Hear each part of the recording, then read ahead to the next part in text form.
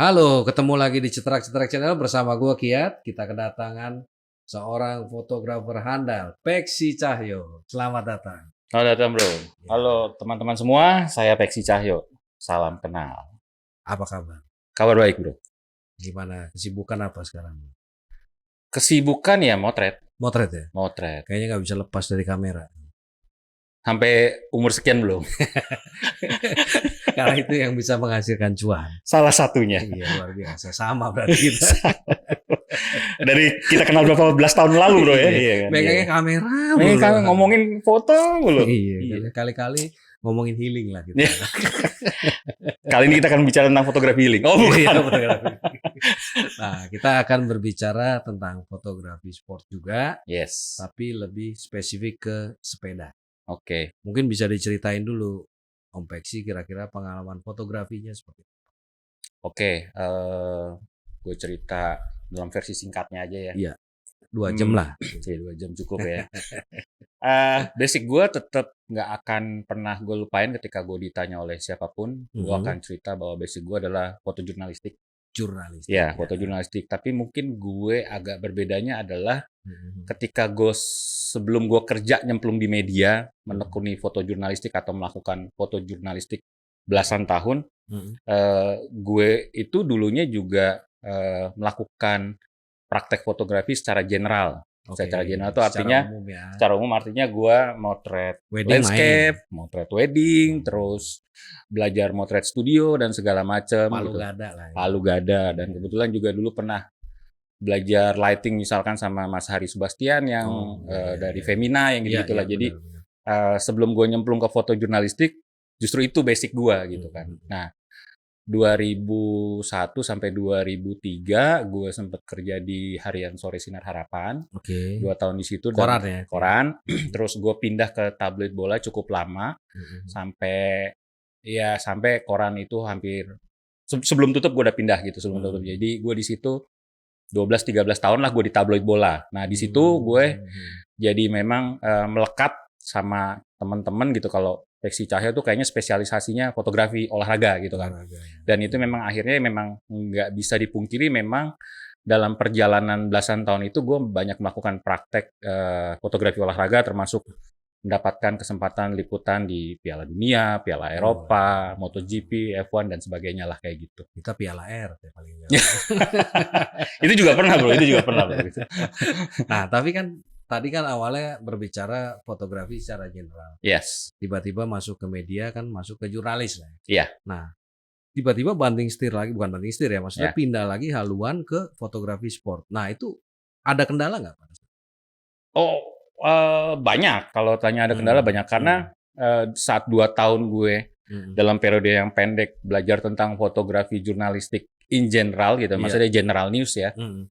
Bagi gue saat itu gue ngerasa belum selesai belajarnya belum gitu ya. tamat nih ceritanya. Iya, belum masih banyak banget gitu PR gue gitu loh. Mhm. Yang mesti gue perbaikin dari karya-karya gue. Tapi Iya, iya. ya namanya orang nyoba ya, belajar gitu kan. Memang waktu itu Masalahnya. ketika apply, terus diproses, dapat kerjaan itu dan gue menjadi seorang spesialis kan. Nah, di bulan-bulan pertama gue sih memang struggle lah ya gitu. Struggle banget ya. 1 tahun pertama itu ya gue banyak nanya sama senior-senior gue di Mhm. tabloid bola, Bang Chandra Muhammad Amin Iya, gitu iya. kan, Bang Stefan Sihombing gitu loh, mentor-mentor gue itu yang banyak mengajarkan gue banyak hal tentang gimana sih motret olahraga itu sebaiknya menghasilkan foto olahraga yang baik itu seperti apa, kayak Iya, gitu. iya. Begitu ya. Dan pada saat belajar itu ngerasa ini sebenarnya passion gua apa bukan sih gitu.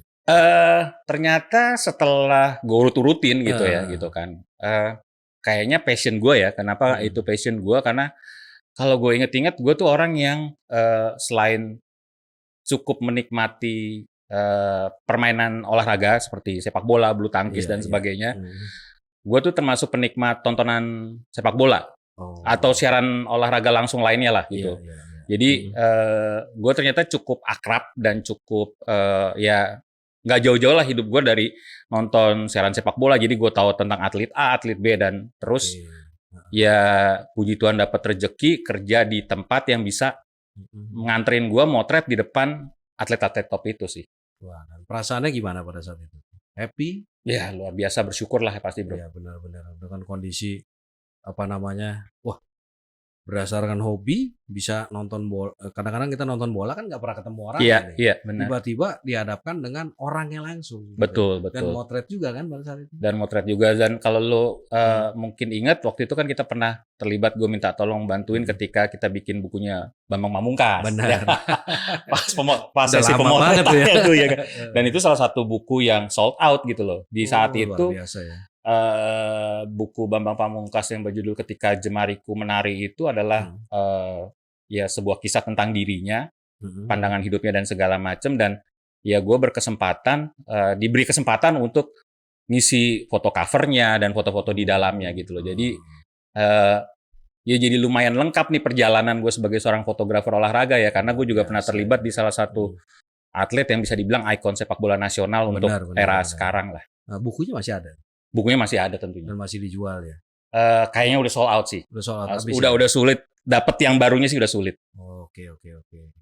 Dan memang karir di dunia sport ini apa namanya menyenangkan berarti. Menyenangkan. Kayak nggak kerja sih sebenarnya. Kayak nggak kerja. Jadi hobi yang dibayar. Nonton pertandingan olahraga kan kayak nggak kerja. Iya kan. Sambil nonton tinggal motret doang. Iya. Terus bisa ketemu lagi. Iya. Gitu. Nah terus pada saat udah ketemu si idola lah atau pemain-pemain atau atlet-atlet yang sudah biasa kita tonton terus ketemu dan tiba-tiba kita keluar negeri. Nah itu apa rasanya? Gini, gua karena apa ya, blood foto jurnalistik gua terlalu kuat kali ya gitu kan. Saat bertugas itu gue tidak pernah menempatkan diri gue sebagai fans. Jadi ketika gue melihat sosok yang luar biasa kebintangannya gitu kan, baik di event apapun yang gue liput gitu kan, gue melihat mereka sebagai subjek yang harus gue buat gambarnya sebaik mungkin, sebagai bagian dari tugas gue untuk bercerita ke pembaca tabloid bola lah khususnya.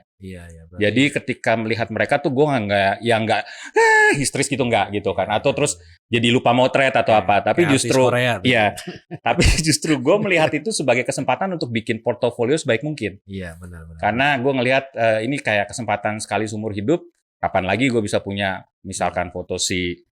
Kebetulan kalau ngomongin di sepak bola internasional, gue cukup beruntung karena berada di eranya Tiki Taka.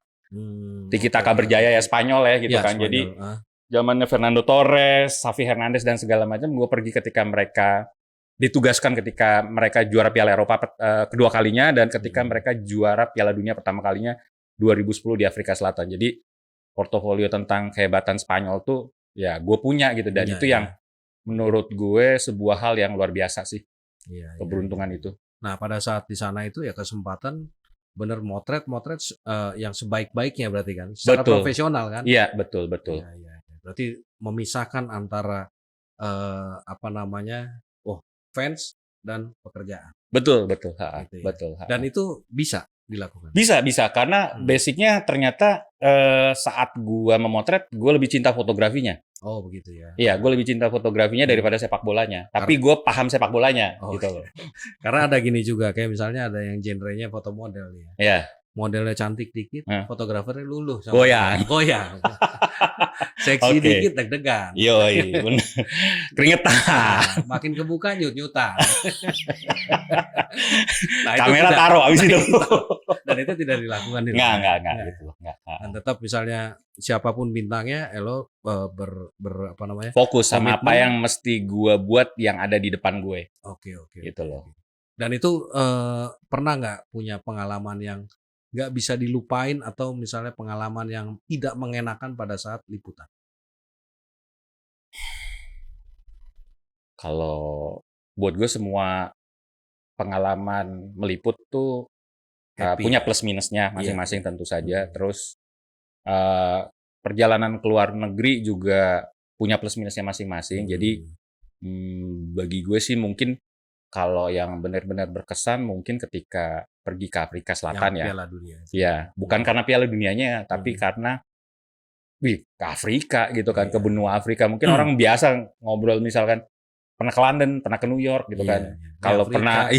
pernah ke Afrika paling bawah lagi ya, itu menurut gue sih. Terus sampai gue bisa saat lagi break gitu kan, bisa hunting pergi ke, kalau dulu kita inget baca buku komik kan ada yang namanya Tanjung Harapan tuh, Cape of a Good Hope gitu kan, di mana di situ katanya kalau kapal berlayar itu pasti hilang tuh atau sulit lah gitu ya cuaca buruknya. Iya, iya. Ya gue sempet kata orang nih ya, kalau lu bernazar di situ gitu dengan air mencuci membasuh muka lo, mudah-mudahan terkabul ya kayak gitu. Itu juga sempat gue lakuin dan bisa sampai situ, dan gue pikir kalau itu dilakukan dengan biaya sendiri kan berapa banyak yang bisa sampai itu gitu loh. Nah, mumpung ada kesempatan, Ya, kita berkarya yang sebaik-baiknya. betul.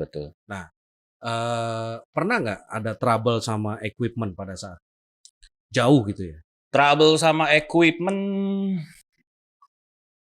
Atau pernah. Trouble sama equipment enggak. Karena gue selalu tipikal orang yang sebelum bekerja semua barang gue cek dulu. Iya. Terus yang kedua gue selalu memastikan nggak pernah bawa satu body juga gitu kan. Jadi minimal 2 atau kalau bisa 3 ya. Jadi itu untuk backup ya. Prepare for the worst lah kayak gitu loh. Iya, benar. Takutnya kan kalau misalnya cuma 2, totalnya dua-duanya mungkin jatuh. Ya, benar. Dua-duanya rusak gitu kan. Iya. Nah, itu udah useless lah kita Iya, jauh-jauh datang. betul. Seperti itu. Biasanya berapa orang tuh kalau liputan?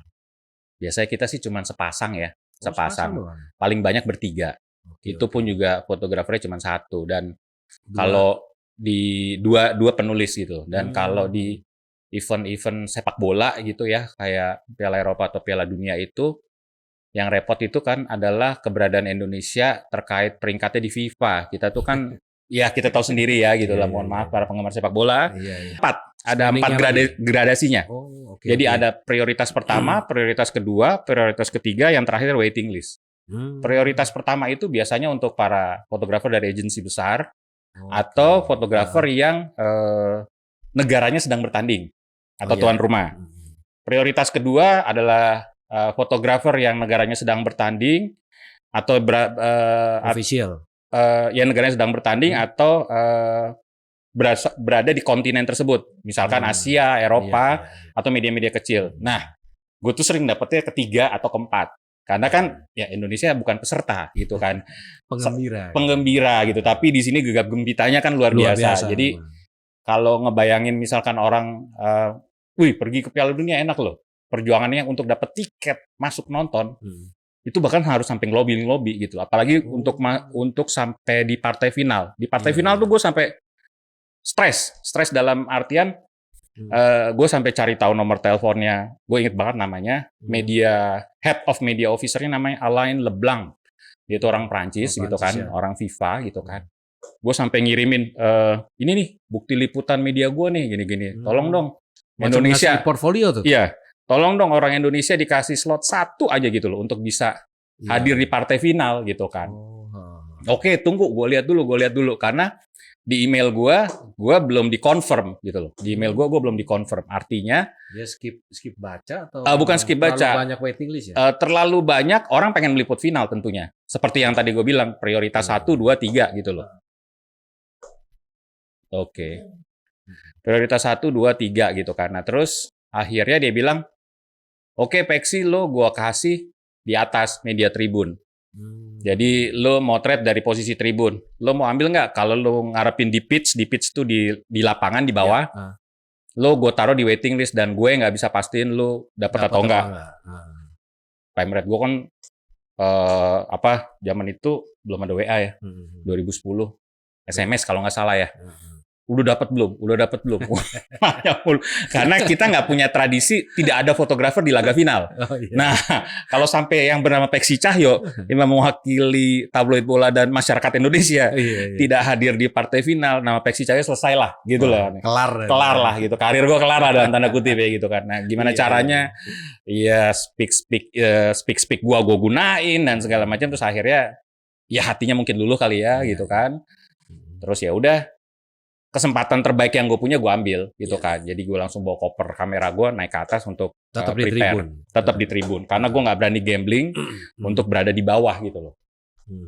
Gue nggak berani gambling untuk berada di bawah karena ketika gue di bawah nanti mungkin Mhm. belum tentu gue-nya malah dapat tiket gitu loh. Iya. Gitu. Wah, itu perjuangan juga berarti ya. Yes. Kirain pada saat kita diundang gitu ya. Ya. Oh, ya udah tinggal motret aja. Yes. Enggak. Ternyata nggak semudah itu. Enggak semudah.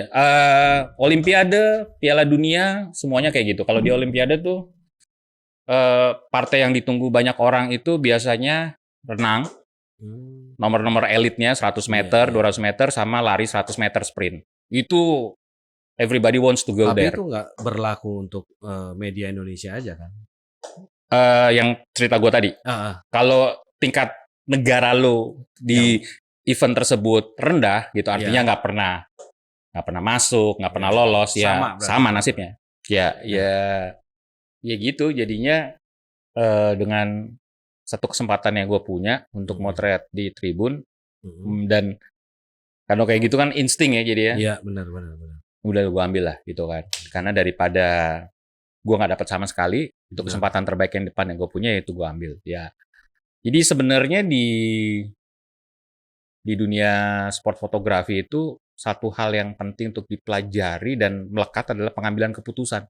Sama gitu seperti seorang olahragawan ketika memilih untuk bergerak ke kiri atau ke kanan, menendang atau mendribble, nge-shoot atau bagi temennya gitu kan, itu kan strategi dan cara berpikir sepersekian detik yang itu sudah melekat dalam diri lo gitu loh. Nah, dengan kalkulasinya. Iya benar. Nah, pada saat itu dengan posisi di tribun, apakah equipment yang dibawa itu mumpuni? Nah, tadi gue bilang gue selalu prepare for the worst. Iya. Jadi selain lensa 400 yang gue bawa, gue juga bawa extender 1,4 sama 2 kali. Jadi ketika di atas, ya gue pakai extender tentunya kan. Dan serunya foto dari bird's eye view ya kalau dibilang gitu kan, kalau secara fotografi basic fotografi bilang, gue jadi punya cerita berbeda gitu kan. Kebetulan final waktu itu kan Belanda lawan Spanyol, dan Spanyol menang di perpanjangan waktu lewat golden goalnya Andres Iniesta. Ya gue bisa punya gambar itu lengkap ketika kipernya Belanda gagal nendang bola, Andres Iniesta selebrasi dan segala macamnya, termasuk ketika Robin van Persie sudah one on one sama Iker Casillas, dia gagal untuk bikin gol untuk Belanda. Nah, jadi jangan pilih Belanda ya kalau sepak bola. Biang sial. Nah, kalau dilihat dari sisi angle, itu kan satu dari atas, nah satu dari bawah. Ya. Nah, bagusan mana? Nggak bisa dibilang bagusan mana, karena masing-masing ceritanya beda, karakter gambarnya beda gitu. Kalau lu pengen sesuatu yang intens, dari bawah. Karena dari bawah dengan sejajar eye level gitu, ataupun lu sedikit lebih rendah, lu akan bisa dapat gambar yang mulai dari gambar emosi lebih dapat. Gambar emosi sama intensitas fisik, gerakan, atau saat mereka tabrakan atau segala macam, atau mereka jatuh. Tapi kalau di atas itu dengan landscape yang itu, lu jadi bisa nyusun cerita, karena ngelihat dari atas sama ngelihat kita begini kan lain ya. Scene-nya beda lagi lah ceritanya. Scene-nya beda lagi, betul. Nah, sekarang pada kemarin kan pandemi itu. Yes. Ngapain? Kan olahraga nggak ada tuh. Nah, ini yang pengen gue cerita ya tentang ngapain tuh? Fotografi sepeda ya. Jadi ketika pandemi kemarin tuh kan memang gue sempat mutusin untuk keluar dari kantor gue. Ketika gue keluar dari kantor gue, tanggal berapa Maret gue ingat adalah kasus pertama COVID di Depok. Waktu itu ketika masih pertama, waktu itu emang gue putusin pengen, karena ada alasan keluarga dan memang gue putusin untuk menjadi freelance. Kerjaan korporat masih dapat lah gitu kan. Di awal-awal sampai bulan Juni-Juli itu masih dapat tuh. Dapur gitu. Masih ngebul lah itu. Dapur masih ngebul untuk berapa bulan ke depan lah gitu kan kalau ngerjain korporat. Nah terus tiba-tiba stuck kan, Terus gue sampai ngerjain foto makanan gitu. Gue ngerjain foto makanan lumayan gitu kan, dapat kerjaan foto makanan, tapi gue ngerasa dari gue yang biasa motret olahraga yang penuh action dan segala macam, feel-nya beda nih. Motret makanan tuh kan gini ya, Bro. Asir gitu kan. Set lampu gini gitu kan, harus ada asap ya begini gitu. Untuk dapat satu scene yang itu nggak sebentar gitu jadi loh. lama kan. Jadi lama dan ternyata ya emang makanan salah satu kata kuncinya kan stylish ya gitu kan. Betul. Ya gue nggak punya stylist gitu kan. Dan kebanyakan waktu itu memang yang meledak kan saat itu adalah makanan foodnya UMKM ya gitu kan. Jadi banyak teman-teman tiba-tiba berbisnis makanan. Nah itu peluang tuh waktu itu dan banyak juga yang minta tolong difotoin ini itu. Nah cuman terus di satu waktu temen di Bintaro sana mungkin lo kenal si Julius Rianto. Ngapain lu? Kalau bengong-bengong aja kesini aja gitu kan, ke Mozia. Ada apaan nih Mozia gitu kan. Banyak orang main sepeda gitu kan. Terus kenapa kalau banyak orang main sepeda? Gitu kan. Terus maksud lo apa gitu? Maksud lo apa gitu. Satu hal yang nggak pernah ada di benak gue gitu kan. Apalagi dengan basic gue dulu yang kalau nggak ngerjain kerjaan untuk editorial, yang ngerjain untuk kepentingan pihak ketiga kan gitu kan. Ngapain? Udah motret aja sini. Banyak yang mau beli nih fotonya. Gimana caranya gitu kan. Ya udah. Karena itu sport gitu kan, dan memang itu di bulan-bulan Juli Agustus gitu kan, gue ingat banget. Jadi kebetulan waktu itu ada ulang tahunnya Brompton Owners Group Indonesia sektor Alam Sutra dan sekitarnya. Kebetulan salah satu pengurus intinya tuh temen SMP. Oh, kenal lah ya. Kenal, gue japri gini. Oh iya bro, gini lo kalau mau datang aja gitu kan. Nah, habis dari situ, dari situ terus gue main ke Mozia. Nah di Mozia Loop itu gila orang sepedaan gitu kan. Dalam jumlah yang ratusan gitu kan, masif banget. Waktu itu orang malah belum bersepeda di dalam kota. Jadi cuman ada di Mozia sama Bintaro terutama yang sudah secara tradisional sudah dilakukan sejak lama. Oke, gue motret terus gue tanya sama si teman gue ini Julius, terus jadi duitnya gimana? Ya taruh aja di akun IG lu gitu. Ya terus orang taunya gimana? Gitu. Ya pokoknya lu fotoin aja siapapun mereka. Terus nanti lu bikin previewnya, jadi foto lu di watermarkin segala macem, taruh di Google Photos atau Google Drive. Terus nanti ya lu kasih tanggal di Linktree lu, terus lu promosin aja di akun IG. Nah terus waktu itu gue mikir, kayaknya gue mesti bikin akun satu lagi nih gitu. Akun IG nih. Akun IG yang khusus untuk urusan beginian nih. Karena biar campur waktu aduk itu ya gue berpikir ya orang yang udah kenal Peksi Cahyo di dunia Peksi Cahyo sebelumnya, jangan dicampurin aduk sama dunia gue yang baru nih gitu kan. Itu kan mix up tuh ntar tuh gitu loh. Nanti orang bingung ini orang lagi ngapain nih sekarang gitu. Oke. Bikin terus ya benar gitu. Ada aja tuh orang nge-DM, Mas foto saya tadi ada nggak gitu kan. Atau Mas saya mau beli yang ini. Mereka taunya dari mana? Dari IG. Jadi waktu itu kan IG-nya baru nih. Nah waktu itu kecerdikannya adalah gini. Kan memang waktu itu gue beruntungnya turun di fotografi sepeda. Dong. Oh iya benar. Mati lampu. Gila kita kayak telebacot kalau gitu bro ya. Kalau nggak ada ini.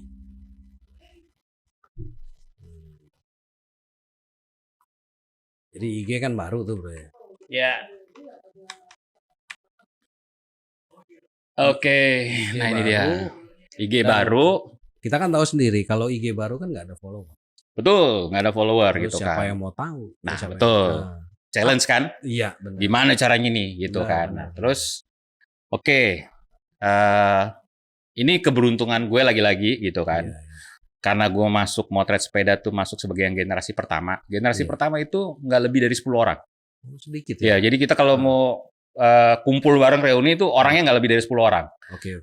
Nah, orang yang nggak lebih dari 10 orang ini dibanding ratusan pesepeda, otomatis lebih mudah diingat kan? Benar. Gitu kan. Oh, si Peksi dengan akun foto olahraganya lagi ada di Mozia nih, misalkan gitu. Si ini lagi ada di sini, nah kayak gitu-gitulah. Jadi mengedukasi pasar jauh lebih mudah. Ketika istilahnya ketika lu mulai duluan kan lu bisa nancepin kuku duluan ya. Nah, kurang lebih seperti itulah kondisi waktu itu. Leader lah pada saat itu ya. Ya, bisa dibilang sebagai salah satu yang pertama kali mulai lah. Intinya gitu aja, bukan leader juga sih. Nah, terus kawan kita yang ada di Jakarta waktu itu ngomong gitu kan, "Woi, daripada lu ke Mozia ke Jakarta aja, rumah lu kan di Jakarta," gitu kan. Ada tawaran lagi. Ada tawaran lagi nih. Jakarta lebih rame banget nih di Kuningan, dia bilang gitu kan. Gue nggak sanggup nih nanganin order yang datang terus-menerus. Sepeda emang datang luar biasa. Akhirnya di bulan Oktober 2020 gue geser karena kan rumah di Jagakarsa gue ke Kuningan lebih deket. Iya, benar. Set, cuma naik motor berapa menit kan gitu, Iya, atau kalau benar. lagi sama ojek gue. Kayak akhirnya ke situ, ya bener sih, emang gila. Di tanjakan Kuningan saat itu, yang namanya pesepeda itu kayak air bah ya. Bung, naik ke bung. Jadi kalau dulu gue motret olahraga itu paling gitu ya, motret final Piala Dunia ya gitu loh. Iya. Gue tuh paling memproduksi 1.500 gambar file ya, paling top. Kalau sepeda, 3.000 minimal. 3.000? 3.000. Wow. 3.000 kalau tiap hari udah bro. Iya. Gitu. Jadi itu nggak pernah berhenti tuh namanya shutter, cepret ya gitu kan. Karena segitu banyak orang ya. Segitu banyak orang gitu kan. Dan akhirnya si Julius ini, teman gue ini juga dengan kecerdikannya dia punya ide, mesti ada yang menjembatani nih pola komunikasi antara pesepeda dengan para fotografer yang lagi motret. Gimana caranya nih, gitu kan? Akhirnya muncullah ide bernama Dalcott Loop. Dalcott Loop. Loopnya Ya, loop itu kan LOOP. Loop ya. Loop itu kan berkeliling muter-muter. Ya. Dalcott dalam kota. Jadi untuk orang-orang yang bersepeda di rute Tarkam dalam kota Jakarta, kita bikin akun IG Dalcott Loop yang menjembatani ketika para pesepeda atau para calon customer kita mau cari foto, lu DM aja dia. Dan si Dalcott Loop ini jadi hub komunikasi untuk hari ini yang motret di tempat ini si ini, di tempat ini si ini gitu. Jadi memudahkan orang ketika tadi saya lewat sini atau tadi saya lewat sini atau saya pengen punya gambar di sini, oh ada si X, kontak aja si X gitu loh. Nah, sekarang bagaimana memanajemen misalnya kan sehari 3.000 jepretan. Yes. Berarti 3.000-3.000-nya masuk? Masuk semua ke Masuk IG? Iya. Ini bukan masuk IG, masuk ke Google Drive atau Google Photos. Wih. Jereng makanya orang matanya. Iya. Ketika harus mencari. Nah, makanya kan susah tuh kan karena kan kita nggak kenal. Iya. Nah, misalnya kita nggak kenal nih. Ya. Nah, gue lagi naik sepeda, terus gue DM. Mas bro, foto gue dong. Ya. Itu gimana caranya? Oke.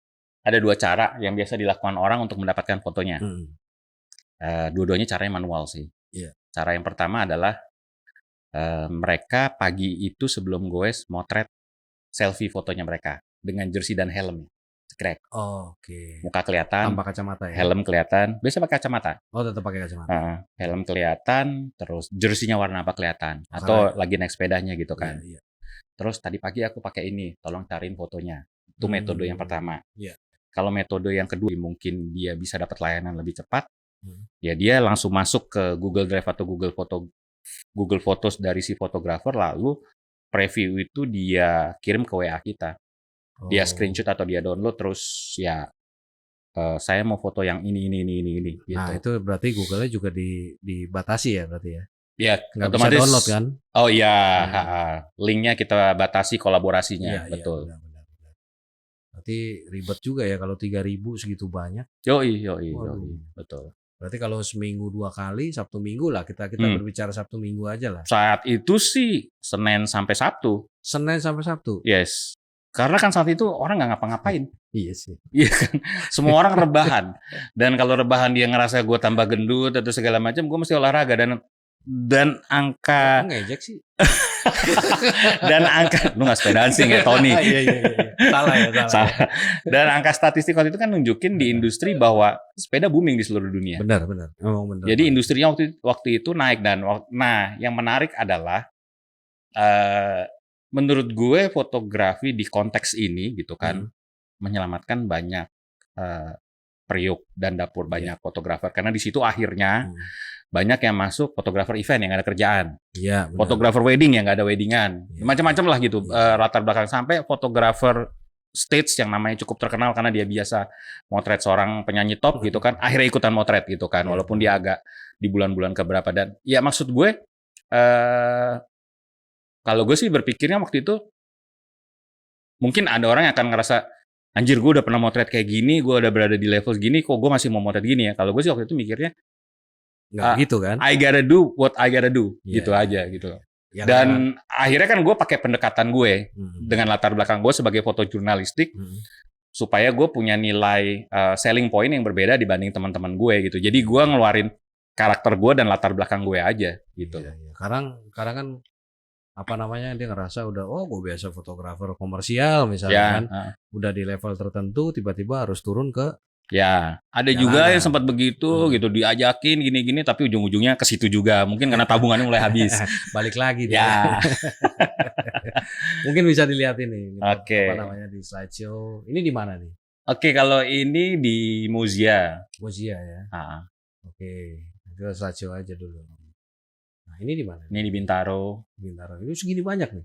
Yap, Oh, ini itu peletonan dulu. Ini rapi begini karena apa? Mereka grup apa memang sudah aturan ya begini?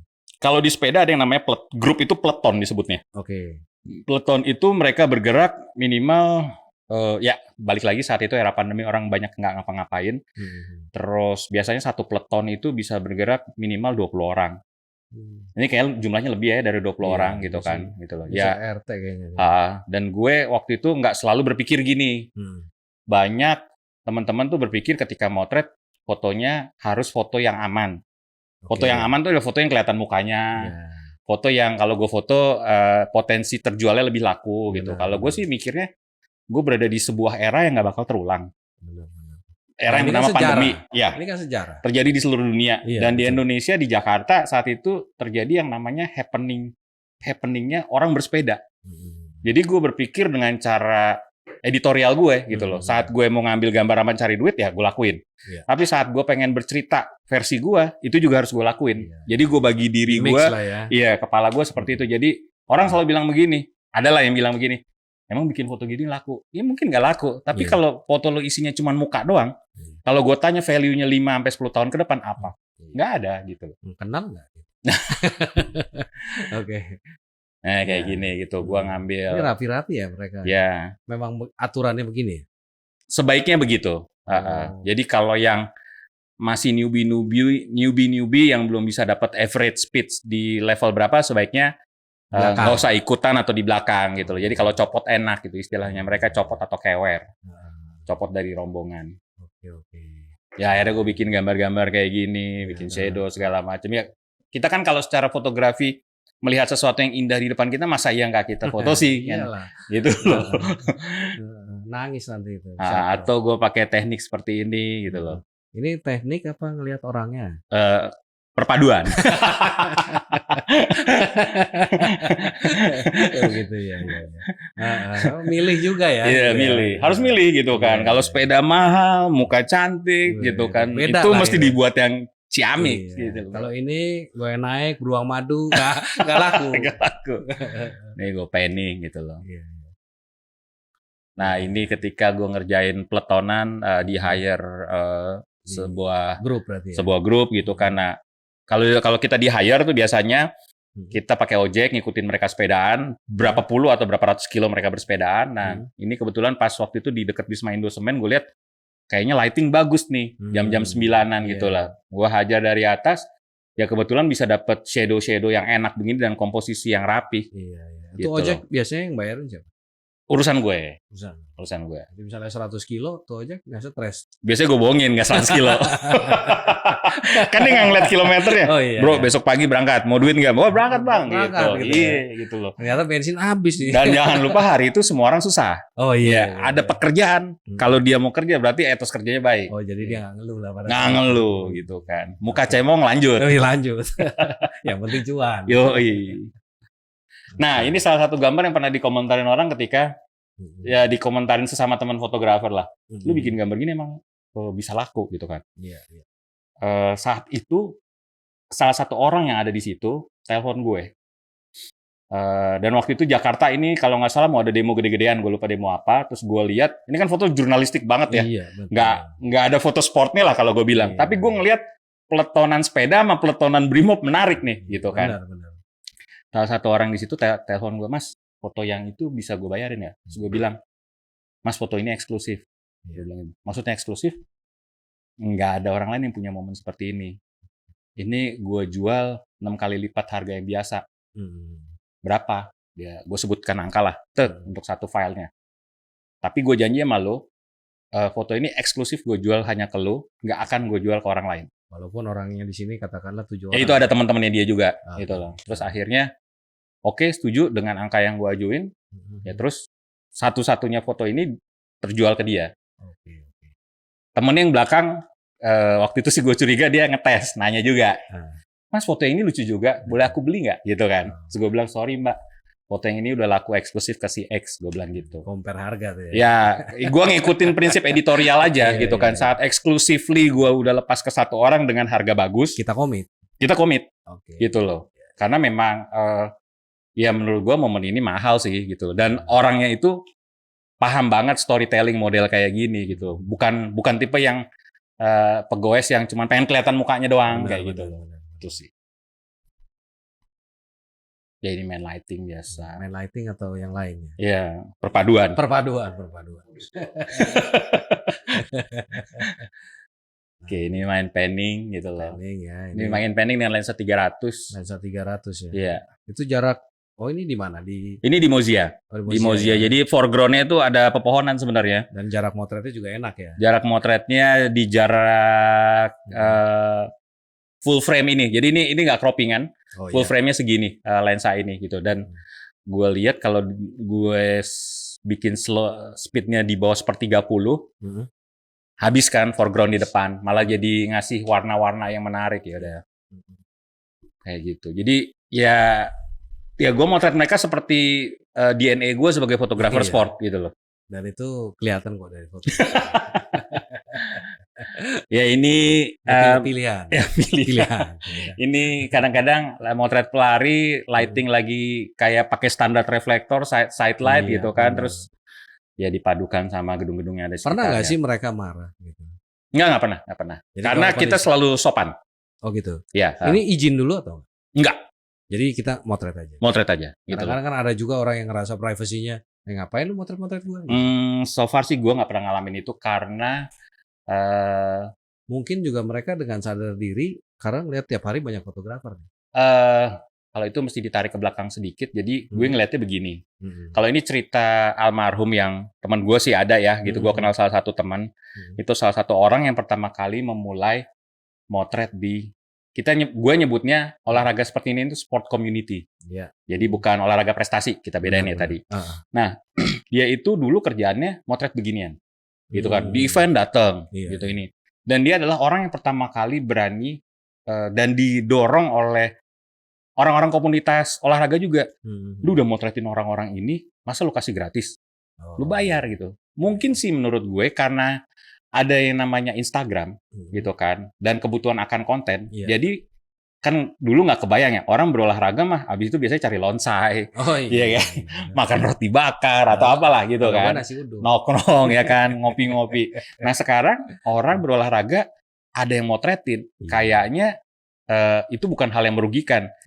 Toh kalau misalkan gue nggak mau ngambil gambarnya, toh gue nggak perlu bayar fotonya gitu loh. Jadi menurut gue prinsip dirugikan itu nggak ada karena mereka pun berada di area publik. Itu gitu pertama, sih. kedua juga mungkin yang tadi kebutuhan konten ternyata fotonya bagus masuk kayak gitu. Dibanding misalkan gue harus hire fotografer ngikutin gue olahraga. Benar. Gitulah. Ya kayak gini-gini kalau lagi privatean gitu. Ini private ya. Ibu-ibu komplek ini. Nah, ini kan kalau ini kan bisa di set lah gitu ya. Ya ini bisa di set. Kalau yang nggak kenal kan nggak mungkin begini. Nggak mungkin gitu. Jadi beruntungnya gue masuk ke selama pandemi ini masuk ke dunia sport komunitas yang telah memberi gue banyak ya gitu kan. Banyak tuh dalam konteks apapun. Gue lebih bisa engage sama orang. Kalau dulu gue di media itu kan gue ketemu narasumber, kepentingan gue adalah editorial, berhenti. Gue motret dia kepentingan editorial berhenti, singkat gitu kan. Di sini gue bisa ngobrol apa aja, terus ketemu opportunity apa aja, bahkan akhirnya ketemu opportunity motret iklan gitu loh. Oke. Gitu loh. Itu yang apa namanya nggak gue sangka dari ngelakuin pekerjaan-pekerjaan yang mungkin dan ada sisi positifnya ternyata. Ya gitu loh. Oke, modus 3. Nah, kemarin tuh ada sempat obrolan, wah ternyata ada fotografer motret sepeda juga nih. Iya. Itu seminggu paling sedikit gue bisa dapat 10 juta. Bener nggak? Lebih seminggu. Kalau buat kita yang di generasi pertama, itu jumlah yang kecil. 10 juta? Yes. Kamera besok pakai. Ketika kita yang di generasi pertama sampai generasi pertama tuh hitungannya mulai motret di bulan September Oktober Mhm. sampai Lebaran 2021. Mhm. Wah, itu jumlahnya Ratusan. kalau diakumulasiin ratusan. Tuh. Berarti Jadi emang sorry, gue potong dulu. Mhm. Lu bisa lihat teman-teman yang motret itu nggak ada yang pakai alat murah, Betul betul betul. lensa putih, dan lu Iya. nggak akan kaget ketika mereka motret pakai 1DX Mark II, Iya iya. Sony Alpha 9. Gadgetnya oke semua lah ya. Artinya, nah ini gue terus sedikit self mirroring sama diri gue ketika gue lama di editorial ya. Gue dalam tanda kutip mengagumi teman-teman gue ini dengan sifat wirausahanya yang mampu membeli perlengkapan fotografi paculnya mereka yang nggak murah dibanding kalau gue yang lama sebagai fotografer staff kerjanya pakai alat kantor mulu. Oh, gitu. Terus kalau misalkan lu kira-kira mampu nggak beli 1DX Mark II? Belum tentu mampu saat itu kalau misalkan harus nyisin gaji gue berapa dan segala macam bla bla bla. Tapi di sini gue ngeliat teman-teman yang semangat motretnya tinggi, terus ya the power of recehan itu akhirnya ya lensanya lensa 300, 70-200 putih, 2,8 dan segala macam. Artinya dari sisi sini gue menemukan fotografi dalam konteks menghasilkan sesuatu yang bisa ngupgrade diri mereka. Nah, itu ekonomi kreatif sebenarnya. Mungkin bisa dibilang gitu ya? Bisa. Ya. Karena menciptakan lapangan kerja baru yang tidak terpikirkan oleh orang. Betul. Karena orang menganggap ini kan sebuah olahraga. Mana kepikiran bisa menghasilkan uang dari foto olahraga. Iya. Hobi gitu. Betul. Beda kalau memang di hire kan. Iya. Dan ternyata itu luar biasa. Dan perspektif gue langsung berubah ketika gue yang belasan tahun di olahraga prestasi. Itu nggak ada apa-apanya dibanding olahraga di komunitas. Iya gitu kan. In terms of financial ya gitu, karena di komunitas itu akhirnya lo bisa ketemu orang brand, mereka bikin event dan segala macam dan terusannya lah gitu kan. Sementara di olahraga prestasi ya gue ketemu atlet yang juga lagi cari duit. Iya. Gitu. Ya masing-masing ada kelebihan ada kekurangannya.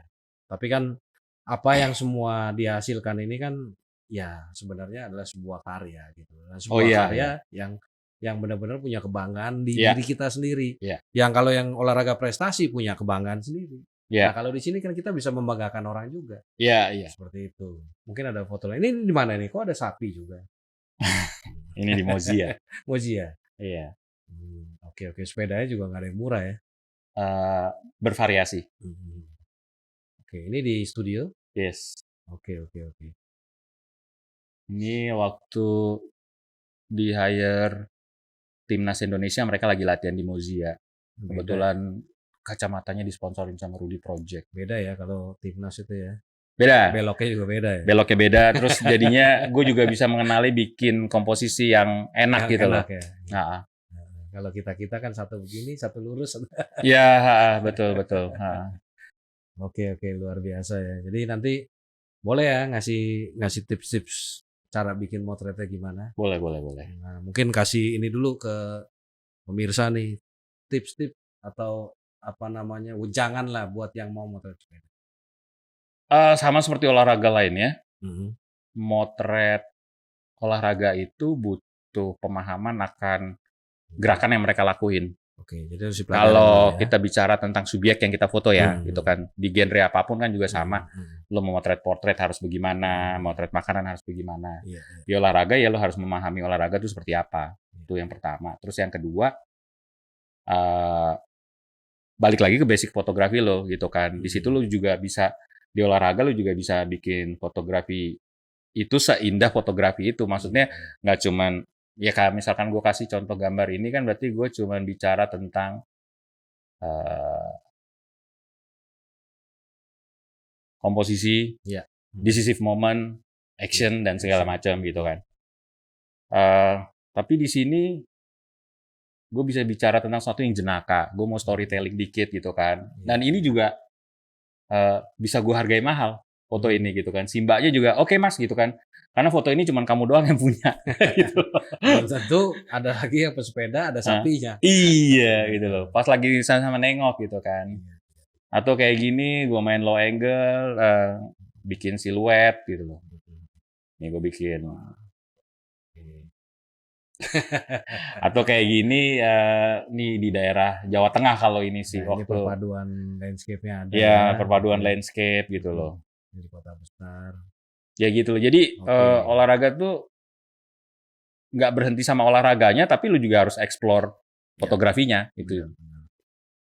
Dan Ya, ya fotografi olahraga suka nggak suka, it's about action and movement ya betul. sama momentum. Jadi itu nggak bisa dilupain karena itu terjadi dalam hitungan sepersekian detik.